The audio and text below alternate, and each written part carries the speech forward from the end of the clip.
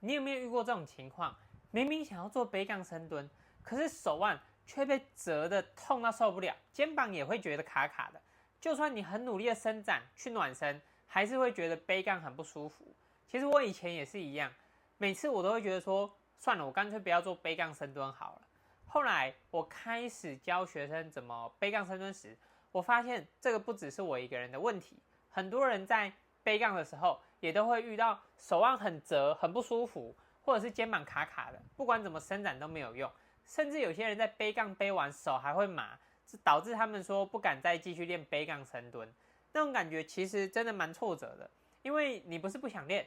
也不是不够努力，而是被一些小细节给卡住。原本我只能教他们一些偷吃步，就是让背杠的时候手腕不会不舒服。可是这些都是一些治标不治本的方法。后来我不断的去进修上课，同时观察学生的动作，才发现真正的问题出在2个地方。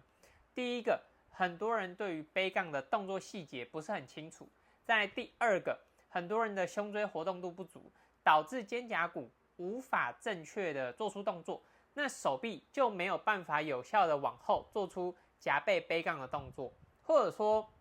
往后的角度不够，那导致杠铃在那边，你手腕要抓杠就会变得非常非常的折。所以今天我要跟你分享3件事情，让你可以更清楚怎么背杠。第一个，背杠位置的细节，我以前也犯过这个错，就是以为只要把肩膀往后收、往后夹就好了，结果全靠上斜方肌硬撑，反而更不舒服。后来我才知道，正确的肩胛骨后收是让中下斜方肌出力，肩胛骨要往后往下做出这2个动作。那这边有几个细节你一定要注意，就是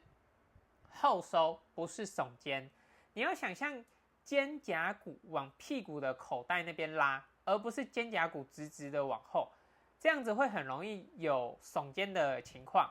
那你有往后往下拉，这样子才会带动中下斜方肌，而不是用上斜方肌来硬撑。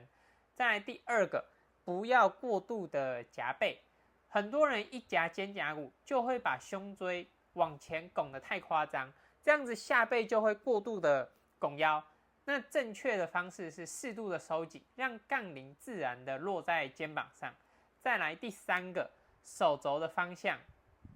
如果肩胛骨没收好，手肘常常会往上飘。正确的方式是让手肘朝向身体的2侧，微微的往下，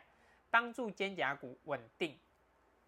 再来第4个，手握的距离会影响手腕的压力，握距太窄，手腕就很容易被折到。我观察学生在做动作时，很多人抓杠的位置都会变得非常的窄，这就导致他们在背杠手腕很容易不舒服。所以如果这个小细节没有注意的话，让你手腕很不舒服，你就可以试着把背杠的握距拉大一点，看看会不会比较好。如果你把这4点做好，背杠瞬间就会舒服很多，手腕的压力也会小很多。那我们刚刚提到的第2点，胸椎活动度不足的问题。首先，胸椎活动度如果不够的话，会导致你在做肩胛骨后收这个动作，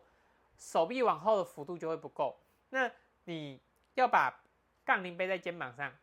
你手腕就要变得非常的去折它，你才抓得住杠铃嘛。所以如果胸椎太僵硬的话，没办法导致肩胛骨正确后收，那杠铃就只能卡在一个很尴尬的位置，你手腕就会变得非常的不舒服。所以如果你的胸椎有正常稍微打开的话，你背杠就会舒服很多。再来我们来讲一下胸椎伸展的方法。我们今天先讲一个比较简单的胸椎伸展练习，之后我会专门出一集，就是怎么去更进阶的去伸展你的胸椎伸展。因为